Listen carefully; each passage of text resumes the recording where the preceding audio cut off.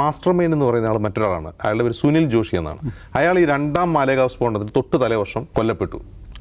അയാളാണ് ഇവരുടെ മുഴുവൻ മാസ്റ്റർ മൈൻഡും. ഇതെല്ലാം അറിയാവുന്ന ആളും അദ്ദേഹമായിരുന്നു. 2007 ദുരൂഹ സാഹചര്യത്തിൽ കർണാടകയിലെ ഉടുപ്പിയിൽ വെച്ചാണ് അദ്ദേഹം കൊല്ലപ്പെടുന്നത്. അയാൾ കൊല്ലപ്പെടുന്നതോടുകൂടി ഇതിലെ യഥാർത്ഥത്തിൽ തെളിവുകളാണ് നശിപ്പിക്കപ്പെട്ടത്.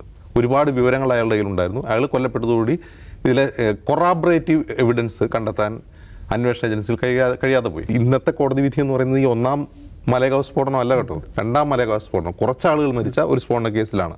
ആ കേസിൽ കോടതി വിധിയിൽ പറഞ്ഞെന്താണ്, സ്വാതി പ്രഖ്യാ സിംഗിൻ്റേതായിരുന്നു സ്ഫോടനത്തിന് ഉപയോഗിച്ച ബൈക്ക്.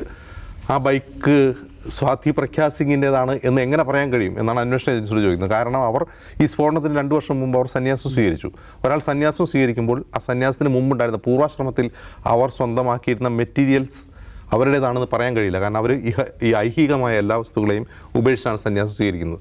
വളരെ വിചിത്രമായ വാദമാണ് കോടതിയുടേത്. ഉപയോഗിച്ച ബോംബിൽ കേണൽ ശ്രീകാന്ത് പുരോഹിതിൻ്റെ കൈവിരലടയാളം ഉണ്ടായിരുന്നില്ല.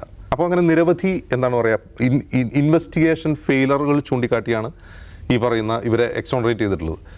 ഈ കേസിൽ എക്സോണറേറ്റ് ചെയ്യപ്പെടും എന്നുള്ള കാര്യത്തിൽ ഒരു തർക്കം ഉണ്ടായിരുന്നു. ഇവരെ ആരെങ്കിലും ശിക്ഷിക്കും, മറിച്ചൊരു വിധി നിങ്ങൾ പ്രതീക്ഷിച്ചിരുന്നുവോ നിഷ്കളങ്കര എന്ന എം സ്വരാജിൻ്റെ പ്രശസ്തമായ കോട്ട് തന്നെയാണ് ഈ ഘട്ടത്തിലുള്ളത്.